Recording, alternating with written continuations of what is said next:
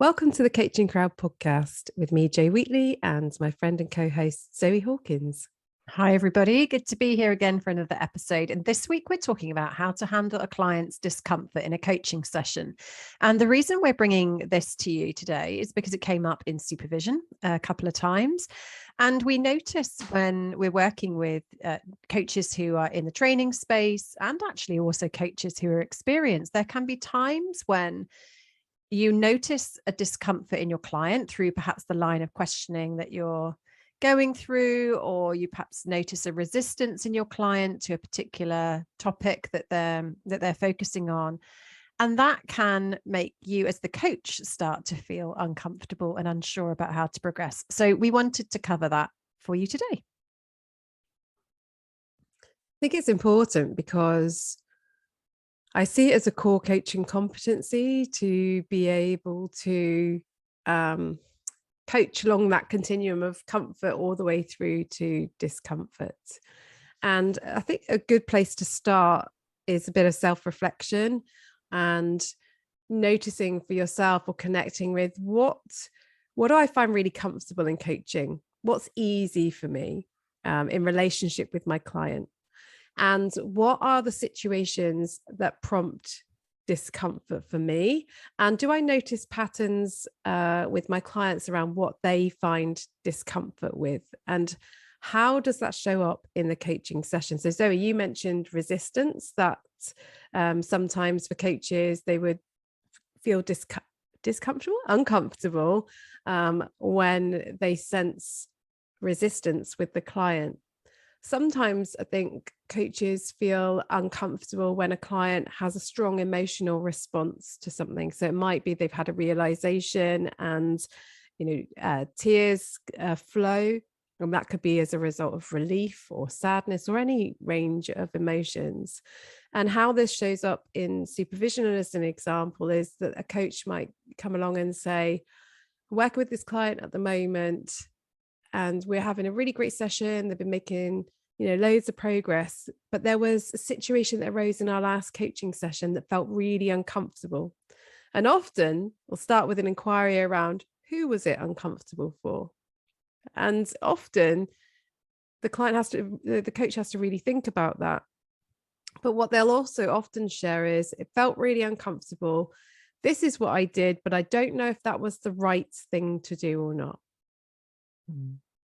I think there's this piece around right and wrong, as you're alluding to there, and also okay and not okay. When I reflect on coaching and the experiences that I've had, I want to be uncomfortable. Like, that's what I'm paying for, and then if you reflect on like comfort zone, comfort, stretch and panic, I don't want to be coached in my comfort zone. Like, that's all my space of okay. That's, that I've got that's hands down. But in the stretch zone, I want to be, me personally, I want to be on the outer edges of my stretch zone, because that's where the growth happens. That's the discovery, that's the magic. And this is me personally, right? So if I'm uncomfortable about something, that quite excites me in a strange way, because I'm like, there's something there. If it's comfortable, I don't know, there's nothing there for me. So if I'm contracting with a coach, the coach is working with me, I would want to talk about this. That's the challenge that I would lay down. But that's not everybody's experience, and it depends on your resourcefulness. So I think where I would kind of begin this thinking for myself is around the contracting, around actually, do we cover this, in contracting? Have me and my client had this conversation around what level of, and I think we talk about it in terms of level of support and challenge, but I do think it's useful to use the words, how much discomfort can you tolerate in this coaching relationship right now? What is discomfort to you? Because if it were me, I'd be like, oh, discomfort's exciting. But for another person, it might be discomfort. I don't like it. I definitely don't want to go to a place where I'm uncomfortable. And then that might be a challenge for you as the coach to say, well, how do we do this work? How will I know when too much is apparent or not enough? So I think that's a useful kind of exploration as well. I think the risk in coaching is that coaches can shy away from experiencing a dynamic of discomfort. So it may be that the client is uncomfortable with the topic that they're exploring, or their emotional response to it, or where they are in relation to their goal. They might also feel uncomfortable in the relationship with the coach. And that might be temporary, or it might be something that hasn't improved, or something where it has deteriorated. So there's a lot of complexity there, and options of things to be able to explore. And we can't kind of visit all of those things in the podcast today. But I think there is there's an art as a coach to getting comfortable with discomfort in a coaching session. And that could be around the coach's own level of comfort with challenging their client. And sometimes that will show up. The coach will say, I didn't want to upset them, or I don't want to upset them. And so as you were saying, Zoe, how can you get comfortable? One of the ways is to contract for it. How do you want me to be if you feel uncomfortable at any point in our conversation? But there's also a follow-up question, which is, how would I know, and how will you know if you're uncomfortable? Is it possible for a client to grow without experiencing some sense of discomfort? And what is discomfort? How do I know what discomfort looks like and feels like to a client? Because I think discomfort might be a collection of different emotions, so if I'm experiencing something as challenging, does that mean I'm experiencing discomfort? If I'm finding something hard, does that mean it's discomfort? I think it's worth understanding a little bit more around what uncomfortable means to your client, or the experience that you're having together. And one way to do that, if you're noticing that coming up in a coaching relationship, is to take a pause and a timeout, which might be something along the lines of, I'm sensing a different energy from you today. Should we just take a moment to talk about that? Is this line of questioning okay for you? What is it that you're experiencing that is, shifting the energy here? And sometimes it might be about readiness. The client might say, I know this is something that I need to work on, but I'm not sure I'm ready for that right now. That might be what you're picking up on, which is great, because then you can recontract together and decide, okay, so where do we go next? Which part of this conversation remains useful for you? So I think that's an important piece, is to name it, bring it up, talk about it together. Often the ignoring of it is about the coach's discomfort, and not maybe it's not having the words or the strategy or the skills to bring that out in the coaching relationship in a place that feels comfortable. Or it might be the fear of, what am I actually going to unearth here? I think sometimes what I see is that coaches go to self-critique. If they notice that a client is becoming uncomfortable, they think that they aren't doing something well enough. And as you said, Jo, in supervision, that becomes about reassurance. And but it's often more complex than that, isn't it? Yeah, I mean, in the example that you gave of the client saying, I'm not sure that I'm ready to kind of go there. You can also, one way is to recontract if you're sensing that is no, this really isn't the right time for me, or is to stay in the discomfort of that. Shall we talk about readiness? There's a whole topic there around what's the client's belief around what evidence they would need in their mind in order to confirm to them that they are ready to take that next step. And perhaps one of the things that the client needs to embrace is getting comfortable with feeling uncomfortable, in new situations, taking new action. And so what's the role and responsibility of the coach to model comfort with discomfort? How may that impact what the client is able to access or get comfortable with or tolerate? And I think toleration is something that's really important here. Like, what can the relationship between the coach and the coachee tolerate in terms of discomfort, whilst it is healthy and useful for them? Not tolerating any unpleasantness or anything like that. But we've been talking recently about when people come on training, and when we ourselves have been on training with others, and the projection that can occur from, when people are learning things onto those that are facilitating it, so they may be uncomfortable with themselves, frustrated with themselves, and that can get projected onto the trainer. But obviously, if you think about it in relationship with coach and client, the client can project some of that onto the coach. And so does the coach have a level of awareness of all of those elements in terms of the relationship dynamics that can occur? And of course, when you're starting out as a coach, there's so much stuff that can feel uncomfortable, like supporting people with things you've never supported them with before, feeling, as you were saying, Zoe, like outside of your comfort zone. And we've talked a lot, I think, on the podcast around, how do you ground yourself into the resources that you have? I think it's important to look at the theme of your coaching as well. It wouldn't be pleasant to have every single coaching session to be in a place of that uncomfortable energy.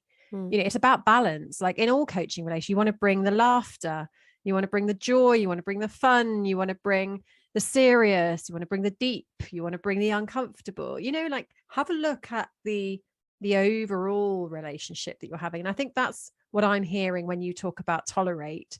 It's like when you have a relationship that is all of those things and you are there in service of your client and your client knows that and feels that, of course, you're likely to be able to tolerate that discomfort when you get to those moments of crunch, or when the client is projecting into the spaces you've described there. Of course you can, because it's part of a journey. But if everything feels uncomfortable, to me, that would signal something's not working there. So in the relationship, that's not going to be fun for either of you. So then it's a case of being able to step back and look at what's happening here. Is what I'm doing most useful for my client? Is my client getting what they need? And working that out together. Rapport is fundamental, isn't it? It's using your judgment as a coach as to, if you're noticing things, when might you bring it to your client's attention? So sometimes when I'm coaching clients, I'll have a thought or an idea in my mind as to something that I think might be occurring, but I'll kind of be checking it out in the sessions. I wouldn't necessarily bring it as the challenge as soon as I have a thought around that. And I'll be assessing a number of different things: our level of rapport, the goal that they want to work on. Is it in service of the client? Is it more about me than the client? Really checking those things out. And, sometimes we're in coaching sessions with clients, if I have got that sense of this all feels very comfortable, and you and I have discussed before, haven't we? Like, sometimes we feel like, am I still coaching? Like, it's so easy. And we think, well, what is that information? So I might say to the client, feels like we've got very comfortable in our coaching together. How are you experiencing, the relationship together? And then I might say, what have we been avoiding in these conversations that we've been having? Like, that would be an example of where a coach might purposely introduce something that might impact their rapport and might be experienced as uncomfortable for the client in that moment. It's like, oh, we're shifting here. I was kind of having a nice time in these sessions. What are we doing here? But if the coach is referring back to what did the client originally come to this for? And yes, they might be making great progress, but is there something else here that the client has either consciously come for or not, but they might be avoiding? I was asked yesterday, we were facilitating one of the modules on our ILM program, and it was a group session. And I was asked, how do I tolerate, essentially, and handle emotional disclosures? And we talked about this theme of the more self-work you do, almost you experience your clients' experience differently. So it was in the context of emotions, this was. And there was lots of emotion in this session, people sharing quite a lot of deep stuff. And I was able to hold the collective emotion, whereas others were kind of not struggling with it, but noticing it was triggering their own emotions. And so I was asked, well, how do you do that? And I think there is this piece when we come to the topic of discomfort, and acknowledging that it is really important to continue your CPD and to continue to grow and develop and expand your container, both of skills and competence, but also of your own journey. We talk about that in the context of emotions and our emotions coaching practitioner program, in the relationship you have with yourself. We've done the podcast on understanding self and self-development. It's so fundamental to what we're talking about here, in what is the coach's capacity for sitting in discomfort, and what is the capacity for challenging and creating discomfort in a healthy way in the relationship. That's very hard to do if you aren't investing in yourself, because you need to continually grow and expand your capacity for it. And I think the more you do that, the less uncomfortable things are, because you recognize that discomfort is one of many emotions that you can sit with and support the client with.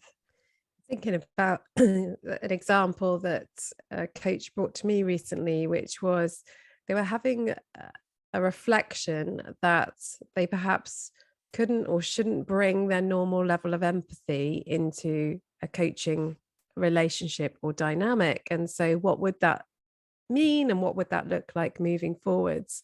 And the context of that is when a client is experiencing strong emotions or emotional reaction to the new awareness that they're gaining, or reflecting on the progress that they've made, and so on. And often in those situations, the client will start by saying, "Oh, I'm sorry, I didn't mean to get upset," or "I didn't want to get upset," or "I didn't realize this was going to happen. I'm sorry, I'm sorry." And I think lots of coaches can, as we were talking about earlier, feel like, "Oh my goodness, I've gone too far. What have I done to create this situation? I wonder if they're going to blame me, for this. What does this mean for our relationship?" And they almost then foster a discomfort. So if the coach responds in an uncomfortable way, and that may be verbally or non-verbally, that is going to have an impact on what the client allows themselves to do and experience within that session. And I often wonder to myself, when a client if they're apologizing in that situation, I think a natural tendency might be to say, "No need to apologize." But I think another perspective on that is that's still an interruption to their experience, because they are feeling the need or desire to apologize at that time. So it's almost like, let them complete that emotional experience. And then the need that they had to apologize, and what does that indicate? And how is that important? And what can we learn from that? I think is a separate piece that you might explore with your coachee. Whereas if you're able to sit in that and acknowledge it and witness it, and sometimes it's the power in the witnessing that is most uncomfortable perhaps for a coach, but also can be the most powerful. So we don't always have to respond in words. Yeah. And we don't have to notice all the discomfort. I think that's important as well. Like, sometimes you notice the client's uncomfortable, and then you talk about the discomfort, and then the client gets more uncomfortable because you've noticed their discomfort. It's a judgment game, isn't it? Coaching, you've got to judge, where are we at in the coaching conversation? What sort of progress is the client making? Are they edging towards the outcome that they wanted? Is this a one-time thing that's coming up, or is it coming up in lots of different places, and then worthy of noticing as well? Is it yours? Is it mine? So I think what we're saying is, there are no simple solutions, because solutions aren't always needed.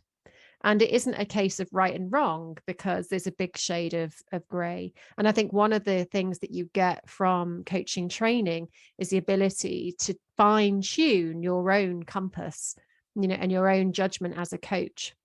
That's what you get from supervision. These topics come to supervision for a reason, and it's because they are worthy of exploration, learning, and growth. Yeah, if you think about like the impact of, if a coach comes to supervision and says, "I felt really uncomfortable in a session at a certain point, or a whole session, whatever, with a client recently." If the supervisor says, "Great," how does the coach feel? And how might that be helpful or unhelpful? If the coach comes and shares it, and the supervisor responds and says, "Okay, so what was it about that was uncomfortable for you?" do you notice as you're reflecting on those scenarios that what impact might that have on where you go as a coach? And you can think of probably 100 other responses that a supervisor might have. And then if you think about it in the context of the coach and the client, when the client shares things, I think what we encourage you to do with a coach or in a coaching role is to develop your flexibility of responses so that you're able to take into account all the different things that are involved in that dynamic or the interaction that you're having, so that you can draw on the one that you think might be most useful in that situation, rather than being restricted by your own relationship to your emotions, if you like, in terms of comfort and discomfort. How can you welcome in discomfort? What would that look like if you think about maybe a client that you have at the moment? What would that look like? How could that help or support the client? And are you able to tolerate that? So I hope you've enjoyed this discussion today and it's generated some reflective thoughts for you. If you're looking to continue your CPD, by now you can join our Emotions Coaching Practitioner Program. And if you haven't yet trained as a coach, come and check out our courses at igcompany.co.uk.